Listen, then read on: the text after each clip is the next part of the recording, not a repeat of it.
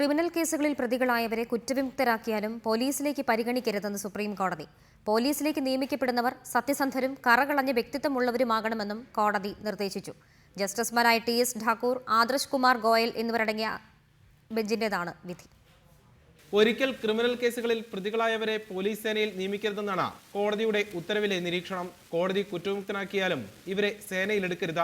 Case പുറത്ത് ഒത്തുതീർപ്പാക്കിയും സാങ്കേതിക കാരണങ്ങൾ ചൂണ്ടിക്കാട്ടിയും തെളിവുകളുടെ അഭാവത്തിലും കുറ്റവിമുക്തരാക്കപ്പെട്ടതുകൊണ്ട് മാത്രം സേനയിലെ നിയമനത്തിന് യോഗ്യതയായി കണക്കാക്കാനാകില്ലെന്നും കോടതി ചൂണ്ടിക്കാട്ടി. പോലീസിൽ അംഗമാകാൻ ആഗ്രഹിക്കുന്നവർ സത്യസന്ധരും കറകളഞ്ഞ വ്യക്തിത്വത്തിന് ഉടമകളുമാകണമെന്നും കോടതി പറഞ്ഞു. പോലീസിന്റെ വിശ്വാസ്യതയെ തകർക്കുന്നവരെ സേനയിലെടുക്കുന്നത് ശരിയല്ല. നിയമനം നടക്കുന്നതിന് മുൻപ് ഉദ്യോഗാർത്ഥികളുടെ പേരിലുള്ള കേസുകളും കുറ്റവിമുക്തനാക്കിയ നടപടികൾ പരിശോധിച്ചും പോലീസിലെ പ്രത്യേക സമിതിക്ക് ഉചിതമായ തീരുമാനമെടുക്കാം, കോടതി പറഞ്ഞു.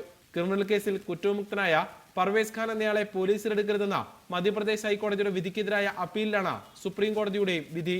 പർവേസ് ഖാനെ സേനയിലെടുക്കരുതെന്ന് വിധിച്ച സുപ്രീം കോടതി തുടർന്ന് കുറ്റവിമുക്തരാക്കപ്പെട്ടവരെ സേനയിലെടുക്കുന്നത് സംബന്ധിച്ച നിരീക്ഷണവും നടത്തുകയായിരുന്നു.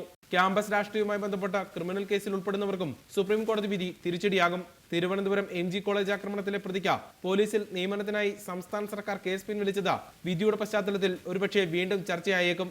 റിപ്പോർട്ടർ, ദില്ലി.